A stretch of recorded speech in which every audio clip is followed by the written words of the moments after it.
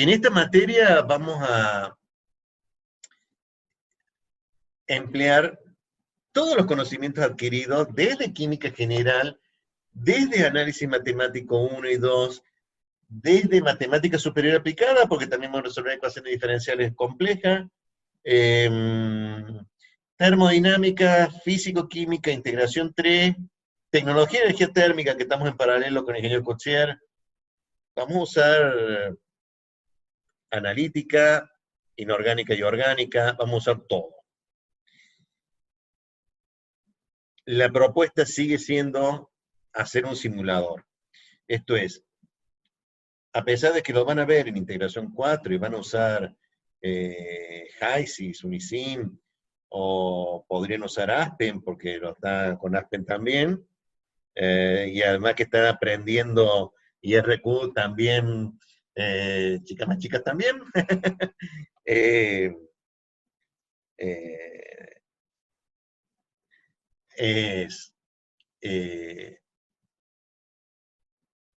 esta materia plantea que si hemos usado MATCAD, hemos usado hasta el momento un 40% de los funcionarios de MATCAD, con IRQ llegaremos a un 70%, y veremos más todavía en operaciones 2, o sea, todavía tenemos margen para MATCAD.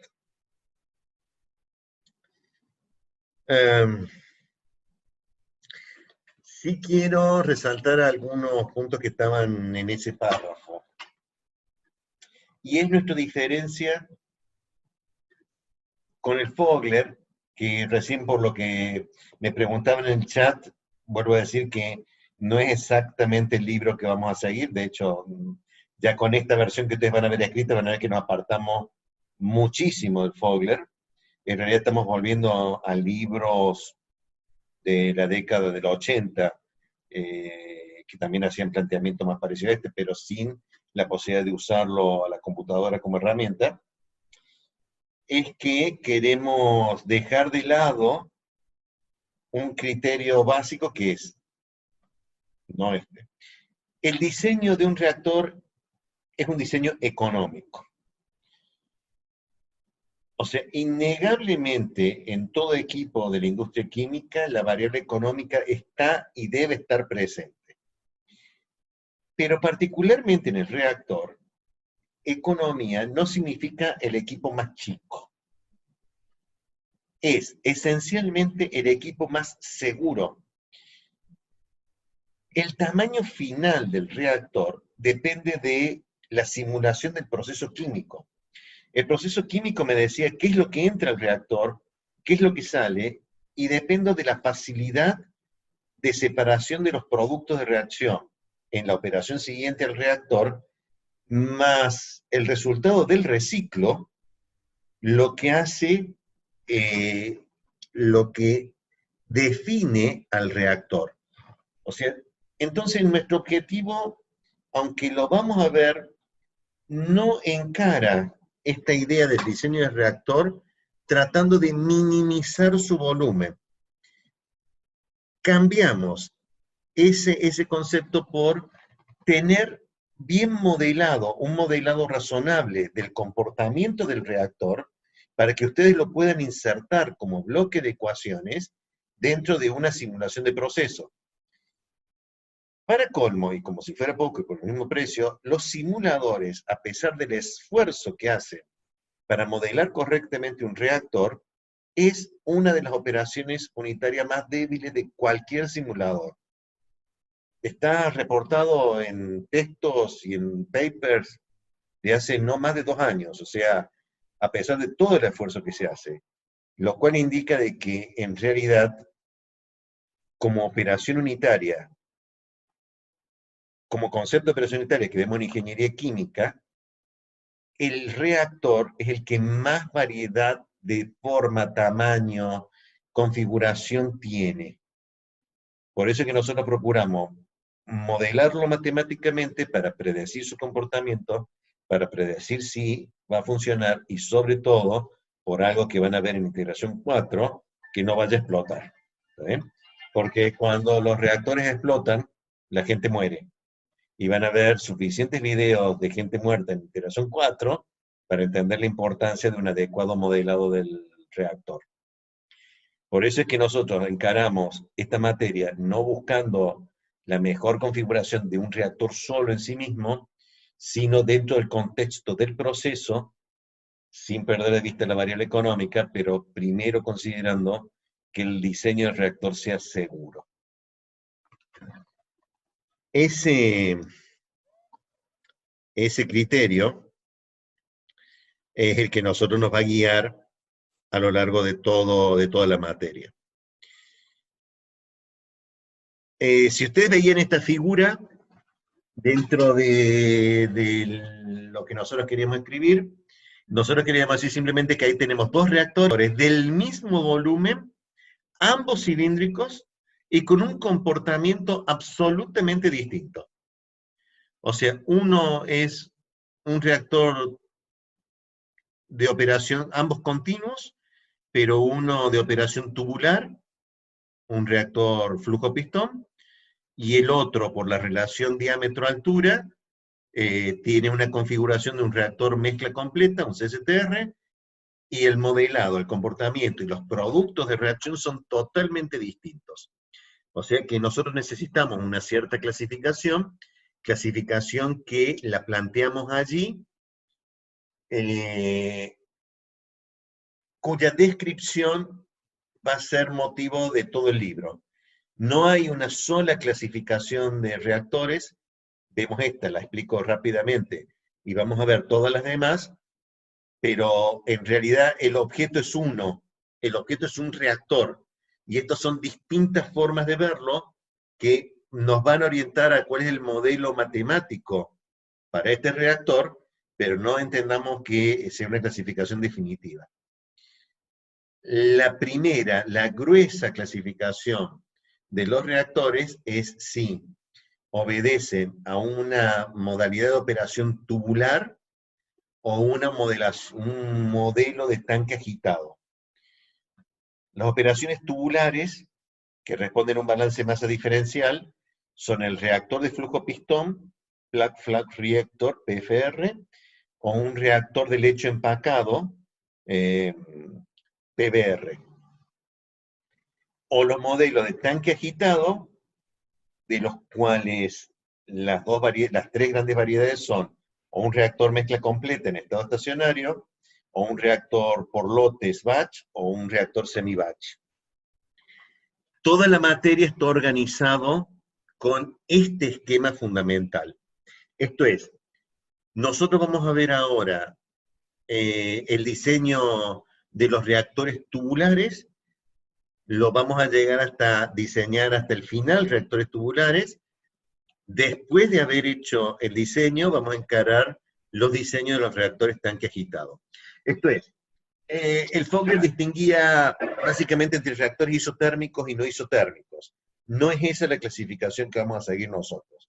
Vamos a seguir la clasificación también de otros autores, tampoco somos tan originales, porque no hay mucha alternativa, de aprovechar lo mejor el tiempo, terminar de cerrar los reactores tubulares, de operación tubular,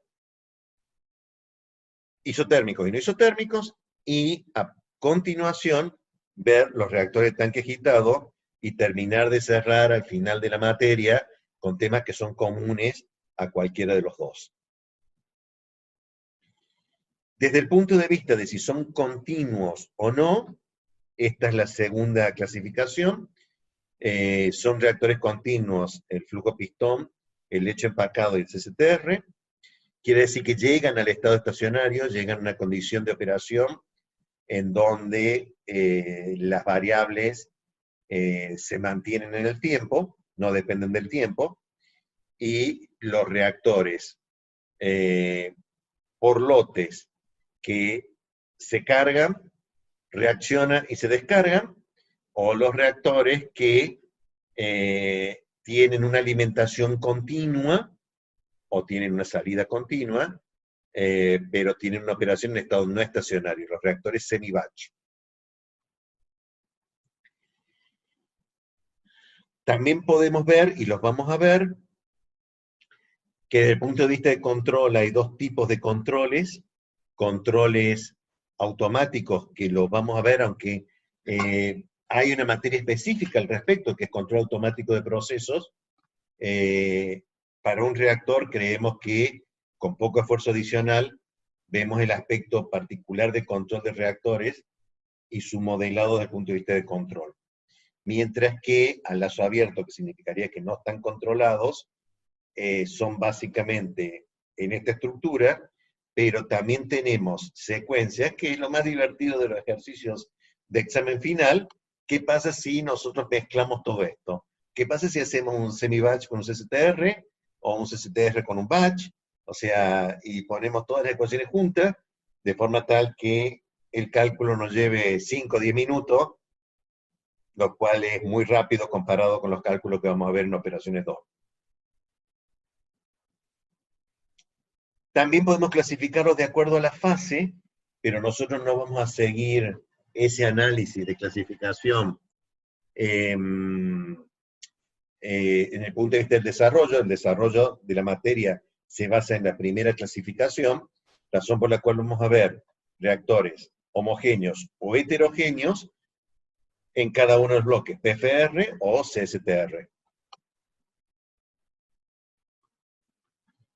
Y también los podemos clasificar de acuerdo a la transferencia de calor del reactor. Todas las reacciones químicas, en general las reacciones químicas evolucionan con transferencia de calor. Debo remarcar en este punto que una operación isotérmica no significa que no evolucione calor. Significa solamente que la temperatura se mantiene constante. Ahora, para mantener la temperatura constante, tiene que haber una transferencia de calor, en general. Eso significa que no quiere decir que los isotérmicos no tengan transferencia de calor. Todos los reactores, en principio, desde un punto de vista general, tienen una transferencia de calor. Ya sea operaciones adiabáticas o con flujo de calor, esta clasificación la van a entender cuando veamos cada uno de los reactores, cómo se aplican la ecuación de transferencia de calor para cada caso particular de la gran división que tenemos, los reactores de operación tubular o los reactores de tanque agitado. Bien. Volviendo al desarrollo. Resulta realmente asombroso, increíble. Incluso hay un trabajo publicado por Beard en el año 2000 que explica cómo surgió ese libro. Pero realmente, todos aquellos que han tenido la oportunidad, digamos, de poder leer el libro de Fenómeno de Transporte de Beard, Stewart, Lightfoot, en el resto del mundo se lo conoce como el BSL, de la misma forma que se conoce el Perry o la Ullman, y después nos olvidamos de qué es el Perry, porque ya no lo usamos, ni qué es la Ullman, porque tampoco lo están usando, la Enciclopedia de Tecnología Química o el Manual del Ingeniero Químico. En el resto del mundo es el BSL, el libro de Fenómeno de Transporte de Beard, Stewart y Lightfoot. Es deprimente que Beard sea físico y no químico, porque realmente es un libro que lo he visto variantes a partir de que se publicó, todos son resúmenes, ninguna agrega nada nuevo, porque realmente lo que hizo en ese libro es casi definitivo, o sea, explica todo. Si se pudiera calcular, explica todo. Tiene una matemática un poco pesada, arranca con análisis tensorial, o sea que es medio complicado. Pero fuera de eso, es llevadero, o sea, se lo puede leer por lo menos en los fundamentos. En eso, a diferencia de Fogler, hacemos la deducción original, porque realmente esa deducción es la más completa para poder evaluar el comportamiento de los sistemas reactivos en fluidos. Los fluidos tenían no necesariamente los fluidos, hay tres fenómenos: transporte de cantidad de movimiento, transporte de energía, transporte de masa. Los tres fenómenos, ya me han escuchado hablar muchas veces y han tenido fenómenos de transporte, comparten un núcleo común con diferencias posteriores, pero hay un núcleo que es lo mismo para todos y se puede estructurar el conocimiento del comportamiento de los sistemas en base a esta similitud que tienen estos tres fenómenos de transporte. Todo arranca con este concepto, sea phi, cantidad de movimiento, energía, masa, una variable conservativa. Dado que se conserva esta variable, tiene una ley de conservación, es que nosotros podemos expresar la ecuación general de balance, la velocidad de entrada de phi a un elemento de volumen, menos la velocidad de salida de phi, más la velocidad de generación de phi, es igual a la acumulación de phi. Sea phi cantidad de movimiento, energía o masa. Como ya han visto cantidad de movimiento y ya han visto energía, también han visto masa, pero particularmente en reactores químicos, depende de energía y masa, es que nosotros planteamos hacer este balance, demostrar de vuelta la ecuación de continuidad, el balance de masa. Y acá tropiezo con mis clásicos expresiones equivocadas. ¿Vamos a hacer un balance de masa o un balance molar? Ustedes ya saben, o deberían saber, y si no, pregúntenselo a Química General, a Inorgánica Orgánica, pero fundamentalmente el profesor de Integración 3, si lo explico, ¿por qué la necesidad, cuál es la ventaja de hacer un balance molar? Es porque tenemos una estequiometría. No hay una ley de conservación de moles. La ley de conservación es ley de conservación de masa. Ha habido escenarios, hay escenarios, y lo estamos introduciendo probablemente algo en Integración 3, y también vamos a ver probablemente algo en IRQ, de que cuando no hay estequiometría, ¿cómo se hace? Se resuelve en masa. O sea, tan solo que ahí es la velocidad de entrada de masa menos la velocidad de salida de masa igual a la velocidad de acumulación de masa, porque la masa no se puede ni crear ni destruir. Por eso, nosotros vamos a concentrar nuestros esfuerzos en reacciones que tengan estequiometría. Tengo que definir una estequiometría. La estequiometría, insisto en esto porque nos ha pasado.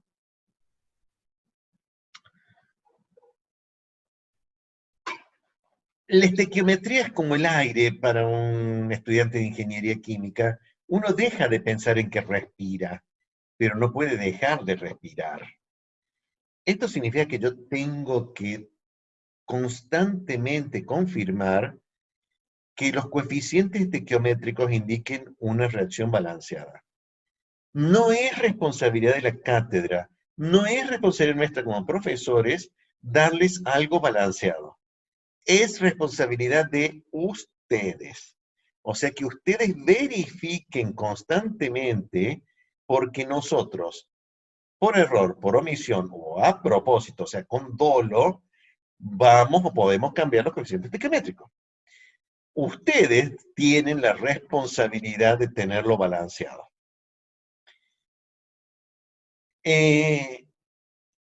Junto con el balanceo estequiométrico de la reacción, viene el enorme problema de cuántas reacciones describen, cuántas reacciones de equilibrio, cuántas reacciones químicas describen un sistema. Espero que en físico-química les hayan dado el método de Brinkley. ¿Les dieron el método de Brinkley? Si la respuesta es no, que ya lo estoy viendo por el chat, y espero que en el chat no me aparezca que no, porque me voy a reír, pero sobre todo le voy a decir que a la ingeniera López, que no apruebe nadie más físico-química si ustedes no saben también. Hay que aplicar, ¿se puede aplicar el método de Brinkley en IRQ? No, no se puede. Se debe aplicar. Los sistemas son complejos, no hemos encontrado A lo largo de los años, buscamos nosotros cinética publicada en revistas internacionales con arbitraje, no las buscamos en Wikipedia. Buscamos revistas razonablemente serias, razonablemente. El 90%, perdón, el 80% no hace este análisis y se ve claramente que no está correctamente formulado la estequiometría ni la reacción. Y hay un 10% de cinética que realmente sirve porque cumple con lo que nosotros ponemos en este documento, que es que la cinética tiene que decir claramente cuál ha sido la estequiometría que se siguió para ajustar experimentalmente sus valores. O sea que si en química general, instancias que ya superaron, vamos a tener que volver a ciclo introductorio, a asegurarnos de que comprendemos de que la estequiometría es vital para todos nuestros análisis. Si las reacciones es múltiple, porque el método de Brinkley me indica de que hay más de una reacción química, entonces simplemente la forma genérica de escribir una ecuación de reacción química es la que está planteada allá, es un sistema de NR, ecuaciones químicas independientes que describen el sistema. Entonces empecemos. Tenemos este elemento de volumen en un sistema de coordenadas cartesianas ortogonales, X y Z. Como dice el BIR, podemos usar otro sistema de coordenadas, cilíndrica o esférica, pero hacemos el desarrollo en un sistema de coordenadas cartesianas ortogonales. Tengamos un elemento de volumen delta B. Si ustedes recuerdan, un elemento de volumen era un sistema, una porción del... No, ¿qué era un sistema? Bueno, no importa. Eso, que es un sistema de dimensiones delta X, delta Y, delta Z, que tarde o temprano voy a hacerlo tan chico como yo quiera. Toda la discusión de si el hacerlo tender a cero significa todavía que el sistema es continuo, porque yo no me voy a volver a una escala atómica, no vamos a hacer diseñar reactores a escala atómica, ni vamos a usar mecánica cuántica, ni ninguna otra cosa que se le parezca. Acá estamos suponiendo que el fluido es un continuo y admite tomar límite para cuando este elemento de volumen tiende a cero. Este elemento de volumen está atravesado por un fluido de velocidad v en longitud por unidad de tiempo. Este vector velocidad del fluido, que no sigue ninguno de los tres ejes, es claro que no sigue los tres ejes, porque tiene tres componentes, el Vx, el Vi y el Vz. Entonces es un vector en el espacio. Es la dirección en que fluye el fluido. Las caras de este elemento de volumen son atravesados por el fluido, que lo atraviesa con una velocidad de la componente Vx a la cara IZ, con una velocidad de I a la cara XZ, y exactamente igual para la cara XY con la velocidad Z. Pero además de que el fluido está atravesándolo con la velocidad V,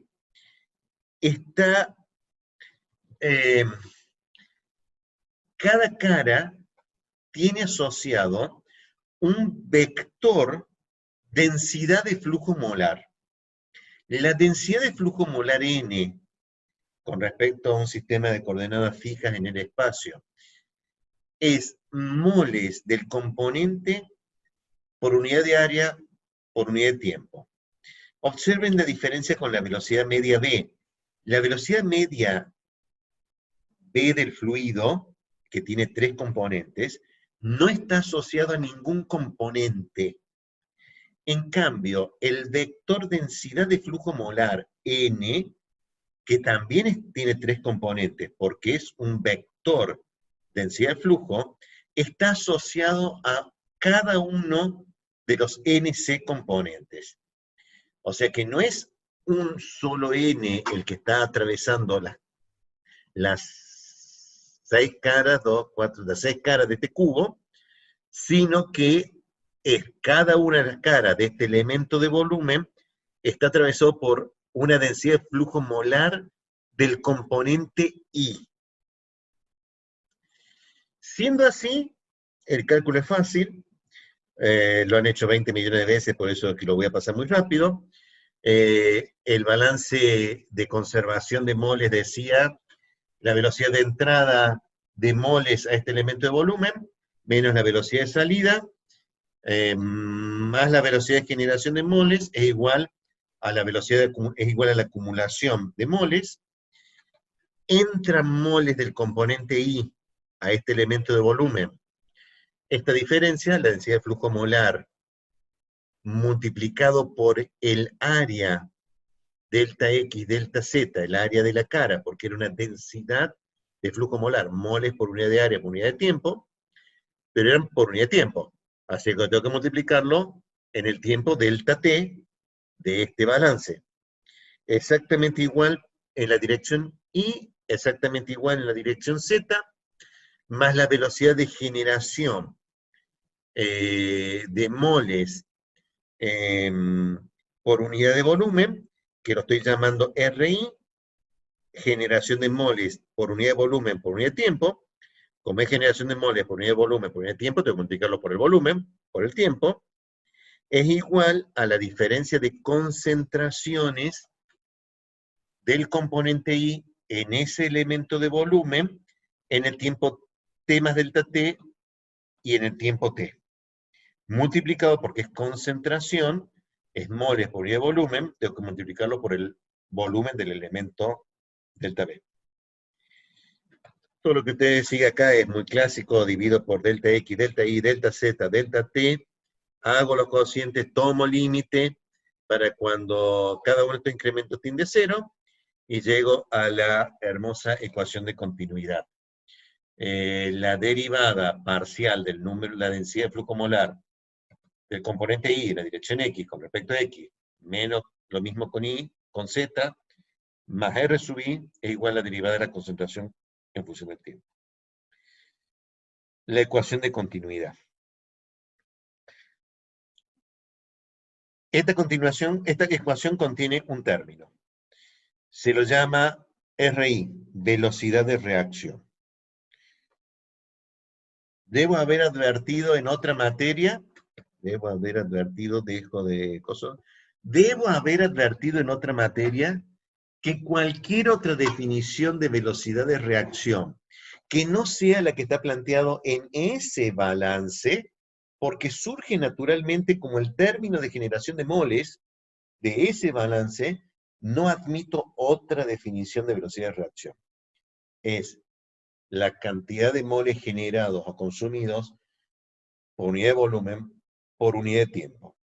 El nombre que le damos a ese término en la ecuación de continuidad.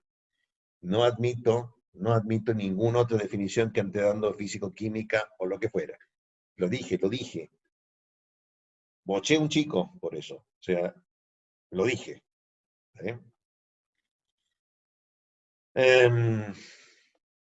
Comparto de vuelta el libro. Es matemático, apelando a sus profundos conocimientos, que los tienen, de matemática superior aplicada. En realidad la ecuación de arriba es menos nabla de NI. El operador nabla era el operador de derivadas parciales. Era el operador de derivadas parciales, ¿no? No es exactamente un vector. No, es un vector. Multiplico por NI, dado que NI es un vector, este es un producto escalar del operador nabla por NI, más R sub I, la derivada de la concentración con respecto al tiempo. Ecuación diferencial a derivadas parciales con 4 variables independientes, 3 de posición, 1 de tiempo. El vector de densidad de flujo molar tiene 2 componentes. Uno que dependía de la velocidad de ese fluido, o sea, ese fluido que atravesaba el elemento de volumen, arrastra moles por flujo convectivo. Pero además, los moles pueden moverse a una velocidad distinta uno de otro, y esa velocidad distinta que se mueven se denomina J, la densidad de flujo molar con respecto a la velocidad media de flujo que está allí. Se demuestra que es J la que cumple con la condición de ser análoga a la ley de Newton de viscosidad, a la ley de Fourier de conducción de calor. Esto es, existe una proporcionalidad entre la densidad de flujo molar J y el gradiente de la fuerza impulsora al flujo de moles, el gradiente de concentraciones. La constante de proporcionalidad, que en el caso de la ley de Newton se llamaba viscosidad, que en el caso de la ley de Fourier se llamaba conductividad térmica, en el caso de transferencia molar se denomina difusividad. Difusividad del componente I en la mezcla. Y ahí está el cálculo y la expresión de cómo calcular difusividad, igual que la viscosidad, igual que la conductividad, es una propiedad del sistema. Agrego que tiene sus complejidades porque la viscosidad era del fluido, la conductividad térmica era del material, pero la difusividad es del componente I en esa mezcla. Y depende de difusividades de A en B. O sea, ya no depende de una sustancia, sino depende de la mezcla, lo cual la vuelve complicado. En caso de duda, recurriremos a estimarlo. Bien. Sustituyendo todo esto en la ecuación de continuidad, esto es dado que N, la densidad de flujo molar, tiene dos componentes, un flujo convectivo y un término de difusión, volcándolos todos en la ecuación 6 de la ecuación de continuidad, entonces me queda la ecuación de continuidad, pero se muestra claramente que ahora tengo una diferencia. Dado que J depende de un gradiente de concentraciones, no debería haberme sorprendido porque todo fenómeno de transporte es así, me queda la derivada segunda de la composición con respecto a la posición dos veces, porque esto es la derivada parcial aplicada a una derivada parcial. Esto es una ecuación diferencial ahora de segundo orden en la composición, incluye el término convectivo. Si pudiéramos resolver esta ecuación diferencial, como lo plantea el BIRD, tenemos resuelto todo lo puede resolver esto. A ver, esta solución necesita poder de cálculo y un perfecto conocimiento de cómo es el vector velocidades y cómo es la variación de la concentración, que es una variable que depende del volumen. En realidad es un volumen encubierto. Y lo que en teoría aprendimos del volumen es que depende de la temperatura. O sea que yo esta ecuación diferencial no la puedo resolver si no resuelvo la ecuación de conservación de cantidad de movimiento para resolver cómo es el vector velocidad y las ecuaciones de transferencia de energía para resolver cómo es la temperatura del sistema. O sea que por eso el BIRD lo plantea al final como tercera transferencia, porque la verdad es que cuando hay que resolverla, hay que resolver todo junto. Computational Fluid Dynamics. Varios programas hacen esto. Tenemos ANSYS, lo hace CFD, lo hace Autodesk, lo hace SolidWorks.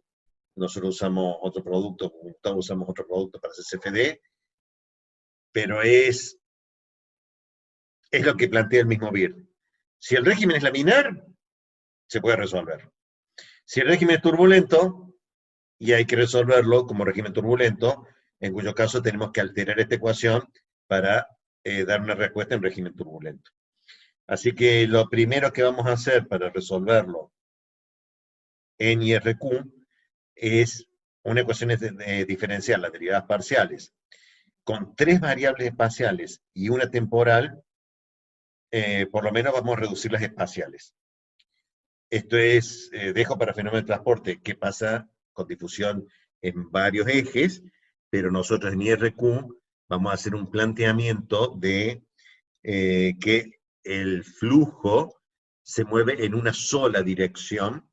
Al moverse en una sola dirección, todas las suposiciones están acá, no hay componente de velocidad en el eje Y, no hay componente de velocidad en el eje Z, entonces podemos usar solamente un eje. Si hubiéramos usado un sistema de coordenadas cilíndricas, nuevamente hubiéramos planteado que no hay transferencia, no hay velocidad, o solamente hay velocidad en el eje, no hay velocidad radial, sino axial, unidimensional. Entonces, esta ecuación diferencial, las derivadas parciales en 3 dimensiones espaciales, la convertimos a una ecuación diferencial a derivadas parciales, pero de 2 dimensiones, una temporal y una espacial. Y vamos a asumir que no hay transferencia de masa. Ese es un problema más complejo, porque entonces tengo que resolver la ecuación diferencial de segundo orden. Si no hay j, si j vale 0, entonces esta es una ecuación diferencial de primer orden, y no de segundo orden. La suposición de que, de que la velocidad, le tengo que agregar algo más. Tengo que suponer además, para hacerlo unidimensional en esto, que la velocidad del fluido es constante en toda la sección transversal, lo cual es razonable si el régimen es turbulento. Si el régimen es turbulento, todos nos indican de que los perfiles son planos. Las cruces son datos experimentales. Son datos experimentales de una chimenea, y todas las mediciones de velocidad en función de la sección transversal nos dice que el régimen turbulento del perfil de velocidad es plano. O sea que podemos asumir claramente de que la velocidad es unidireccional. Si es así, entonces la ecuación la puedo seguir transformando.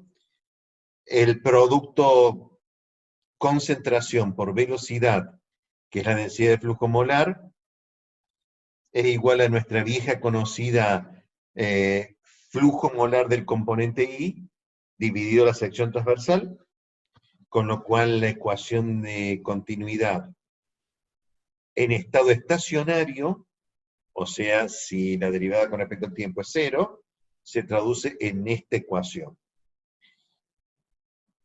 Esta ecuación es la ecuación de diseño fundamental. La derivada del flujo molar con respecto al volumen igual a la velocidad de reacción, es la ecuación fundamental del diseño de reactores de operación tubular, que responden a este balance de masa, a este balance molar de la ecuación de continuidad. ¿Quiere decir esto que la velocidad de reacción es la derivada del flujo molar del componente I con respecto al volumen? Respuesta, todos levantarían la mano, no levantan la mano ninguno, pero todos deberían haber respondido al unísono en el chat, no. Ni es la derivada de la concentración con respecto al tiempo, ni la velocidad de reacción es la derivada del flujo molar con respecto al volumen. Esta expresión que vamos a usar de diseño de reactores de operación tubular es una mera consecuencia de la definición del balance molar que nosotros establecimos, y bajo numerosas restricciones, que era que el perfil de velocidad fuera plano, que la velocidad fuera unidireccional y que no tuviera velocidades de componente de velocidad en ningún otro eje, que no hubiera difusión, bajo esas, y que estuviera en estado estacionario. Bajo esas condiciones, las dije todas, sí, que estuviera en estado estacionario, que fuera el perfil de velocidades plano, y que no hubiera difusión, que el término J, no hubiera difusión molar. Típica pregunta de examen, o sea, ¿bajo qué condiciones? Esta es la ecuación de diseño. Entonces, no es una ecuación de definición de R, es una ecuación que utiliza la velocidad de reacción. Luego que ustedes son expertos en Zoom, más expertos que yo, ya me han advertido de que pueden levantar la mano o pueden estar en el chat para decir quién es, pero lo mismo creo que después pregunten. Si no me preguntaban en clase, ¿por qué me lo preguntaron? Bueno, no importa, después pregunten. Lean el libro y respondo preguntas en la próxima clase cuando lean todo el libro. Yo no estoy leyendo el libro, estoy haciendo un brevísimo resumen. No crean que con esto van a irse a dormir. Tienen que irse a dormir leyendo todo esto esta noche. La ecuación de diseño de reactores tubulares, en pizarra en este momento yo diría, la derivada del flujo molar del componente I con respecto al volumen es igual a RI. Como está, mejor dicho, en el libro, lo vuelvo a compartir a esto. La ecuación 15 es la ecuación fundamental de diseño, siempre y cuando supiéramos qué es lo que es RI. O sea, acá aparentemente el ingeniero Macaño no aprende y hace uso y abuso de expresiones simples que cuando las voy a poner en MATCAD no tienen nada que ver con lo que usted escribió. Es una abstracción matemática. Quiere decir que para poder escribir RI correctamente debería haber dicho RI de qué. ¿De qué depende la velocidad de reacción? Entonces tengo que retroceder a sus profundos conocimientos de físico-química, porque aparentemente eso sí les dijeron en físico-química. Lo saco el libro, aunque ustedes lo deben estar siguiendo leyendo porque ustedes son más ansiosos que yo. Está más escrito acá y bastante más completo, les invito a que lo lean. La velocidad de la reacción es una función de la composición y la temperatura. Es una función de dos variables intensivas y hereda todos los problemas de definición de concentración. La forma funcional de la dependencia de la velocidad de reacción con la concentración y la temperatura se la llama ley de velocidad.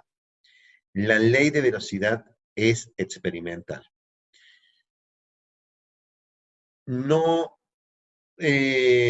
probablemente los estudios más avanzados, como hace la ingeniera Cagliari de modelado de química cuántica o química computacional, química orgánica computacional, está intentando y está avanzando en predecir cómo sería la forma, la ley de velocidad.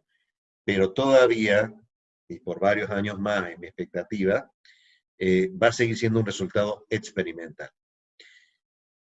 ¿Cómo se lo hace? Pues lo verán en próximos capítulos, pero no es la próxima clase de esta serie. No terminé, pero sí pertenece a esta materia, determinación de cinéticas. Baste decir simplemente de que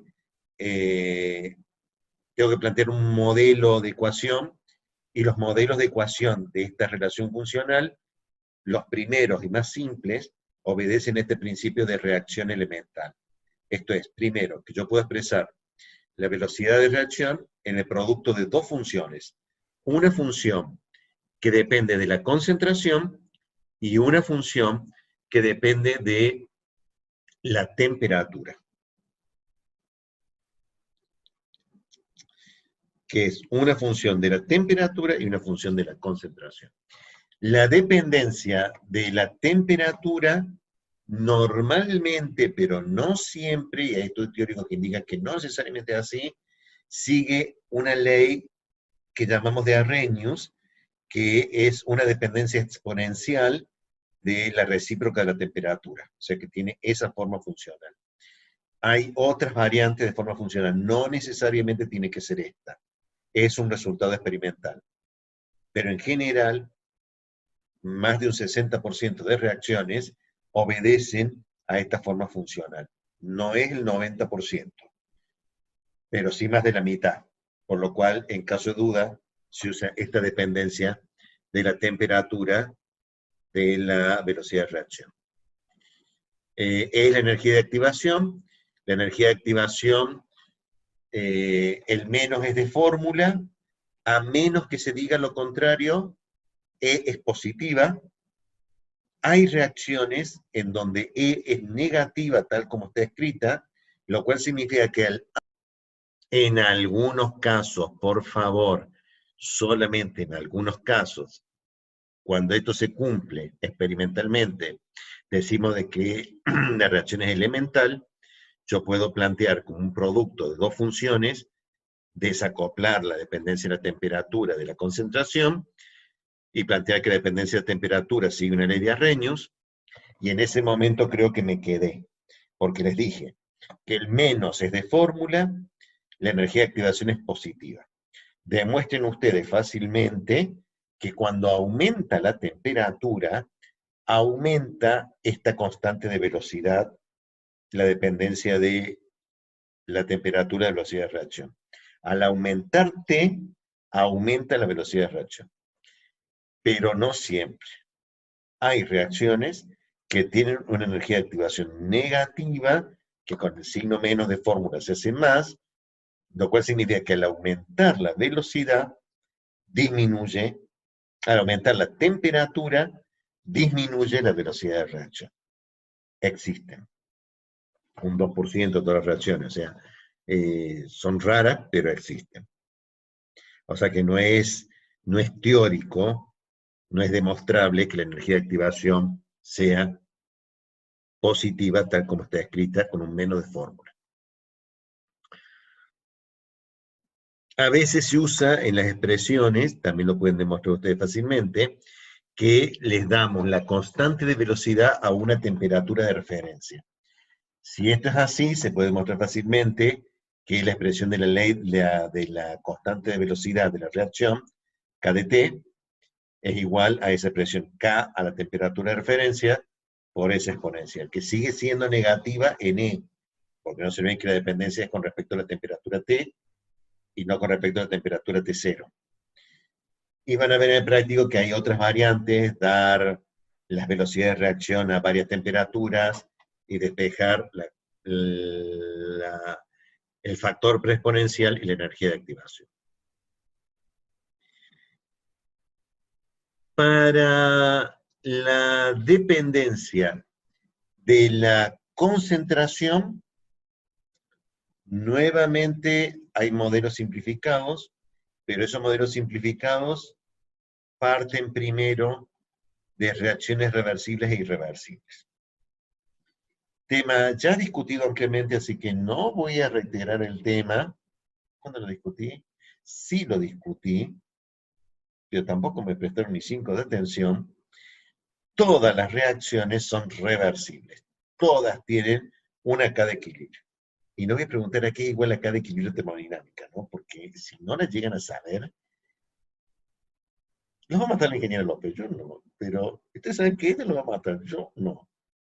Yo, bueno, no importa, yo no digo que sería. Si la constante es muy grande o muy chica, entonces la reacción se dice irreversible. Si la constante de velocidad es de un valor cercano a 1, o sea, como estoy planteando allí en el texto, entre 10 a la menos 6 y 10 a la 6, no importa si es más 6 o menos 6, la K siempre es positiva, la reacción se dice reversible dentro de ese rango. Si fuera de ese rango es irreversible, entonces podemos escribir una sola flecha. El análisis primero plantea reacciones irreversibles. El modelo de reacciones irreversibles es el de,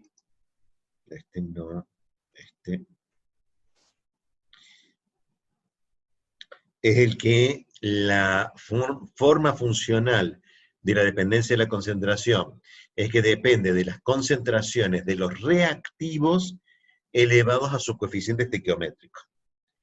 Bajo esas circunstancias, la reacción es elemental. No todas las reacciones son así, vamos a ver más adelante, vamos a ver ejemplos, o sea, vamos a resolver reactores donde no es así.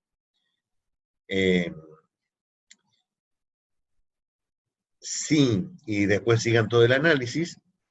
Si la reacción es reversible, entonces se puede plantear como dos reacciones irreversibles y plantearlo como reacciones múltiples. Esto entraña un riesgo. Ustedes definieron constante de equilibrio, en alguna época de sus vidas, la constante de equilibrio era el cociente de las dos velocidades de la velocidad de reacción directa e inversa. O sea, K directa y K inversa. En físico-química yo planteé que no es así, lo vuelvo a ratificar en ingeniería de reacciones químicas. Solamente en el equilibrio y si las velocidades de reacción siguen un concepto de ley elemental, de reacción elemental, es que yo podría hacer este planteamiento. No es general. O sea, esta expresión de K como cociente de la velocidad directa e inversa no es una deducción en general válida siempre. Es válida en la medida en que siga un modelo de reacciones elementales. Lo cual significa que hay un enorme número de reacciones que siguen este principio. Y por eso, a menos que digamos lo contrario, en un ejercicio dado, si decimos que la reacción es reversible y damos la constante de velocidad directa, como está acá planteado, entonces vamos a aplicar esta expresión, la expresión de la ecuación 26, a menos que digamos lo contrario. Repito esto, no es una ley, no es necesariamente así, hay muchas circunstancias en donde esto no se cumple para reacciones reversibles, pero si nosotros no decimos nada, ustedes deben asumir de que cumple con este principio y que la reacción reversible entonces se escribe de esta forma, una directa, una inversa, y la velocidad de reacción inversa y su constante de velocidad, entonces se puede sacar a partir de la constante de velocidad directa y la constante de equilibrio termodinámica. Con lo cual, las velocidades de reacción quedan expresados de esta forma. Sigan ustedes el libro, tienen que leerlo, reproducirlo y seguir. Si hay una mezcla de reacciones reversibles o irreversibles, perdón, ¿cómo va a haber una mezcla? Si, pero ¿cómo esto lo están grabando? Si en mi sistema se da un esquema de reacción de múltiples reacciones de acuerdo a lo que pude deducir con el método de Brinkley, y de estas reacciones son todas irreversibles, el tratamiento es simple. Son todas reversibles, el tratamiento también es simple. ¿Puede haber alguna reversible y alguna irreversible? Sí, por eso lo destacamos acá como caso particular, porque también puede ser que una sea reversible y la otra sea irreversible, y entonces acá está todo el análisis de más o menos cómo lo haríamos a todas las constantes de velocidad en el caso de las reversibles y las irreversibles. A grandes rasgos, no se olviden que para reacciones múltiples, el criterio de cálculo de velocidad de reacción es el mismo criterio que seguíamos con el grado de avance de reacción. O sea, multiplicar los coeficientes estequiométricos de cada una de las reacciones por la velocidad de reacción de cada una de las reacciones. No se entendió nada. Insisto, en esta es lo mismo que con el grado de avance. Ahí, que entiendan. Es lo mismo que el grado de avance. O sea, avanza con esta, se consume por otra, entonces la velocidad neta de reacción es la suma de todo ello. Miren, entonces, volviendo a mi ecuación fundamental, la más simple de todas, la que me hace ya 20 páginas que me la pasé. Todo mi objetivo en esta clase era decir solamente esta ecuación, la ecuación 15, la derivada del flujo molar con respecto al volumen es igual a la velocidad de reacción. Hablé de que la velocidad de reacción es función de la temperatura y función de la composición. Y de la composición, es reversible, irreversible, con directa, con elemental, todo lo demás. Pero, ¿qué concentración? Ah, qué problema. Nosotros conocemos fracción molar, fracción en peso, molaridad, molalidad, normalidad, formalidad, porcentaje en peso, porcentaje en volumen, y somos expertos desde química general en convertir composiciones. Bueno, llegó la hora de aplicar todos esos conocimientos, llegó la hora. ¿Eh? Primero, ¿por qué concentración y no fracción molar? En físico-química, en el tratamiento de soluciones, se vio que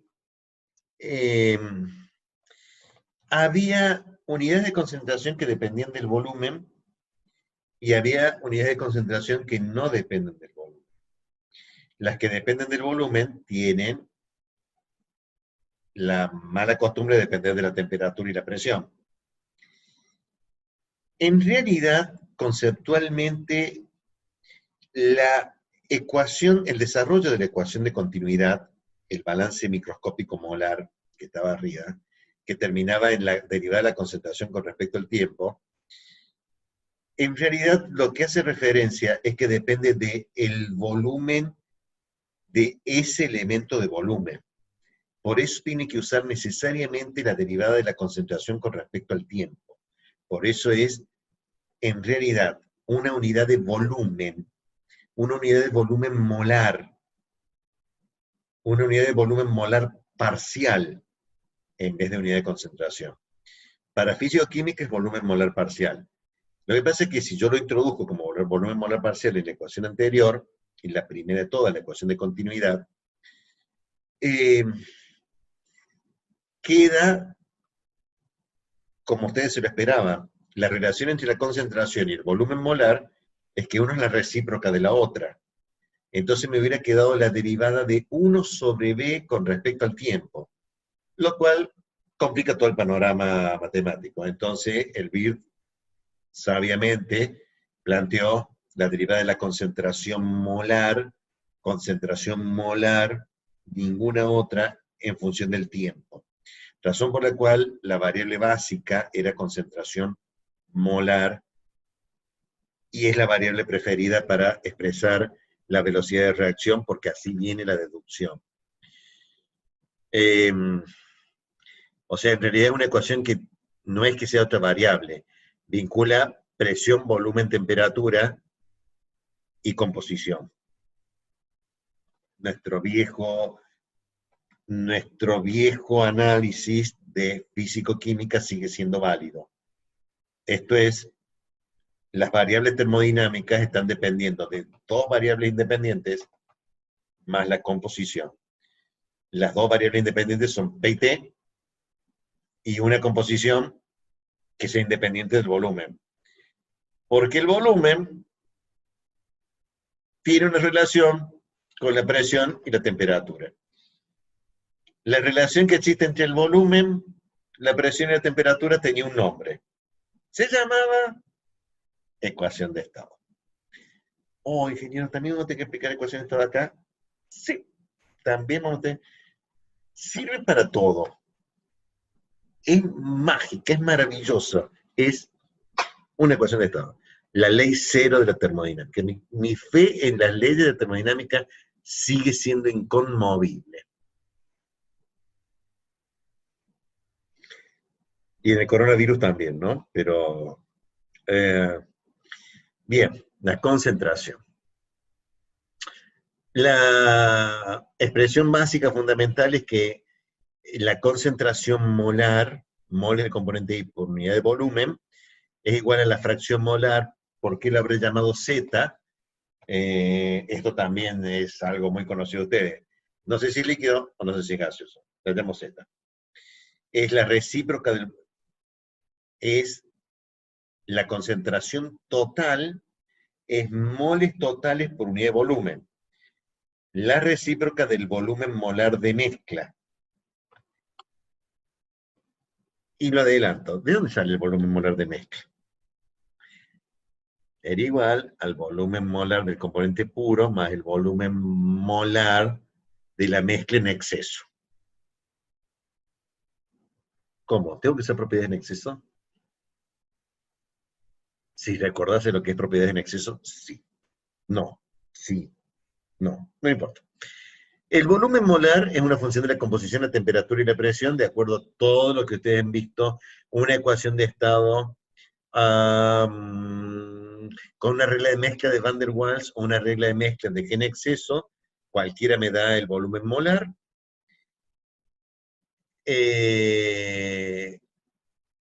Para líquidos o para gases, porque esto es para fluidos, y no debemos perder de vista de que si es gas, siempre, en caso de apuro, y faltando 5 minutos para terminar el parcial, siempre puedo usar la ecuación de estado de gases ideales. Siempre está presente. Pero fuera de eso, el volumen molar sale de una ecuación de estado. Razón por la cual la concentración sale de la composición, la temperatura, presión y el volumen molar. Así que solamente me queda por resolver cuánto vale la fracción molar. Pero la fracción molar también es conocido por nosotros, es igual al flujo molar dividido el flujo molar total. Eso es la fracción molar. O sea que la concentración es una función de el flujo molar de cada componente, porque me da la composición en fracción molar, la temperatura y la presión, porque junto con esa composición me fijan el volumen molar. Entonces, volviendo a una expresión básica fundamental, también es conocido por ustedes, a partir de lo más general, me fui de abajo, me fui de abajo, me fui de abajo, llegó el momento de ir rebobinando todo para arriba. Tengo que ver de poner la concentración en función del flujo molar. ¿Por qué la tengo que poner en función del flujo molar? Porque la ecuación de diseño de los reactores de operación tubular era la derivada del flujo molar con respecto al volumen igual a RI. Las derivadas me decían quiénes las variables dependientes y las variables independientes. La variable independiente es el denominador, el volumen. La dependiente es el flujo molar. O sea que las únicas variables que tienen que estar en juego allí son las variables dependientes en función de la independiente. La velocidad de reacción se debe poner en función de esa variable, la variable dependiente, el flujo molar. ¿En dónde aparece entonces la temperatura y la presión?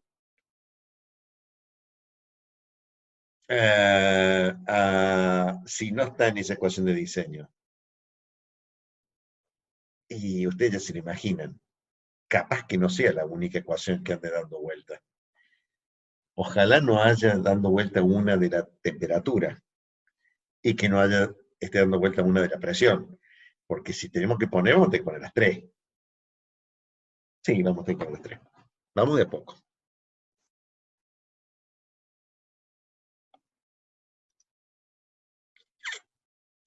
Una variable muy frecuente que también ponerla acá es refrescar, porque si ustedes no saben que el caudal volumétrico es la concentración total por caudal volumétrico del flujo molar, es porque ustedes no han regularizado integración 3, lo cual es deprimente para mí. ¿eh? Pero nuevamente también tenemos todas estas relaciones que son conocidas por ustedes, o sea, el caudal volumétrico, la básica fundamental, y igual el volumen molar de mezcla por el flujo molar total. No son las únicas unidades de composición, también podría haberse elegido, si el sistema es gaseoso, la presión parcial como variable de composición. Observen que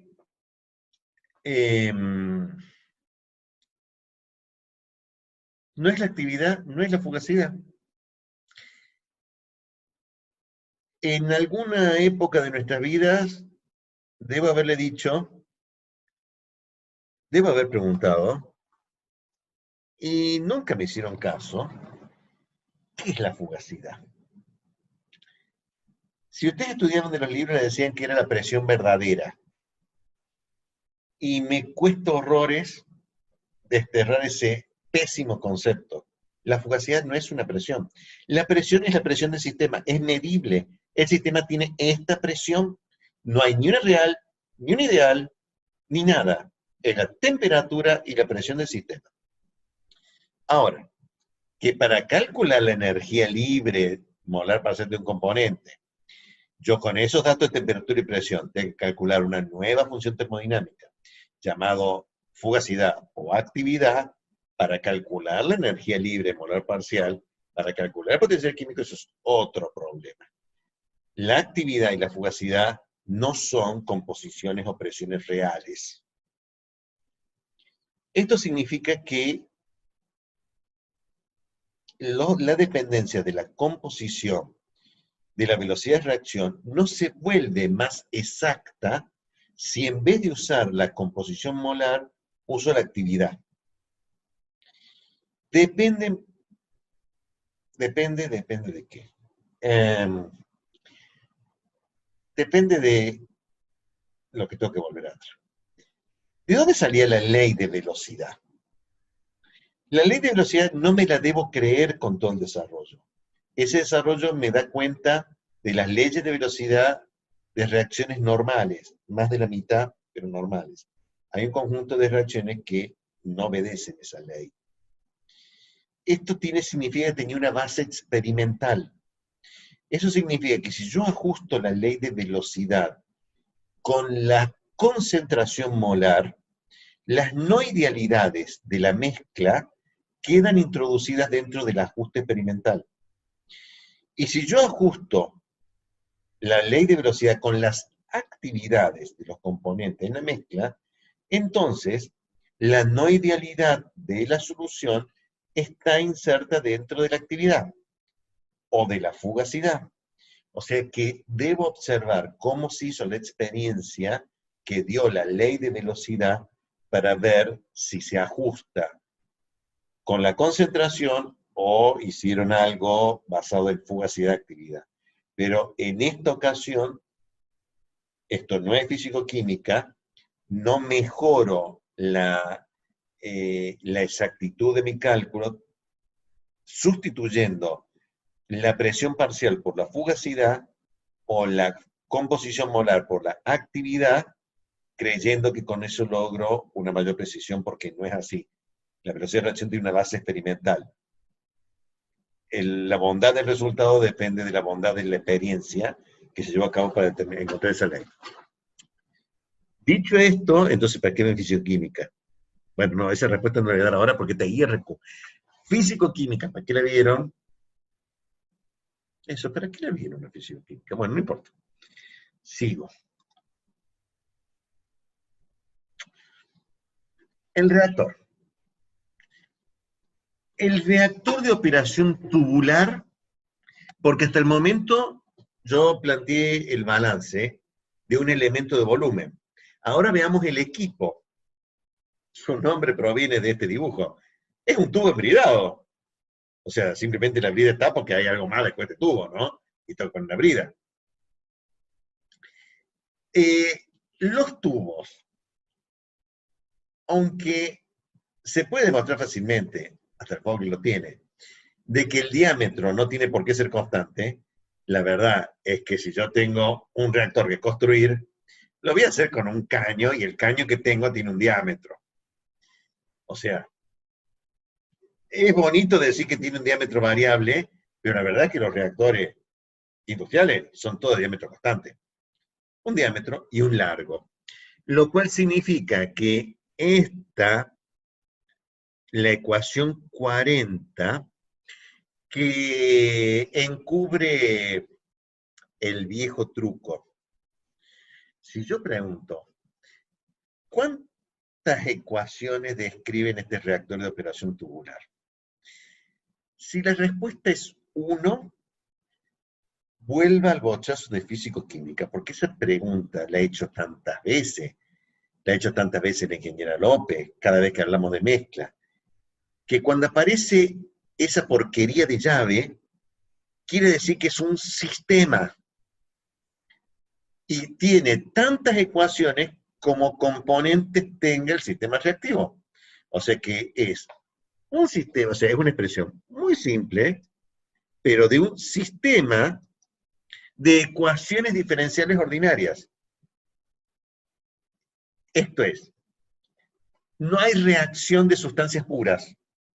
Para que haya reacción química tiene que haber por lo menos dos. Si son tres es multitud, pero por lo menos dos. Esto significa que hay una mezcla. Así que por lo menos va a haber dos ecuaciones diferenciales. ¿Está bien? Vamos a ver escenario, vamos a hacer ejercicios donde son muchas. Y ahí no vamos a hacerlo porque eso requiere, sí, efectivamente un software más especializado. Reacciones de combustión, en donde puede haber miles de reacciones involucradas. Entonces, organizar miles de ecuaciones supera al concepto de MATLAB. Pero es un sistema de ecuaciones. Si el reactor, el mismo de recién, pero ahora está relleno con un material poroso, pellet, partículas, entonces el flujo de fluido es ya no flujo en tuberías, sino flujo de fluido a través de un material poroso, que también lo vieron en el fenómeno de transporte, o lo van a ver en operaciones unitarias. Uno. En ese caso, simplemente afectamos todo de la densidad aparente del lecho de partículas, que es la masa del sólido dividido el volumen de reacción. No es la densidad del sólido, es una densidad aparente, porque el sólido es poroso, tiene espacios vacíos, hay una fracción de espacios vacíos. O sea que la densidad del lecho no es la densidad del sólido, es una densidad aparente. En ese caso, convertimos el volumen del reactor por la densidad y lo llevamos a masa de sólido, y si este sólido, además, es un catalizador sólido, entonces por masa de catalizador. Y la ecuación entonces queda la derivada del flujo molar con respecto a la masa del sólido igual a una velocidad de reacción, que no tener en cuenta que ahora no es moles por unidad de volumen, moles del componente I, generados o consumidos por unidad de volumen, por unidad de tiempo, sino moles del componente I, generados o consumidos por unidad de masa de catalizador, por unidad de tiempo. Bien.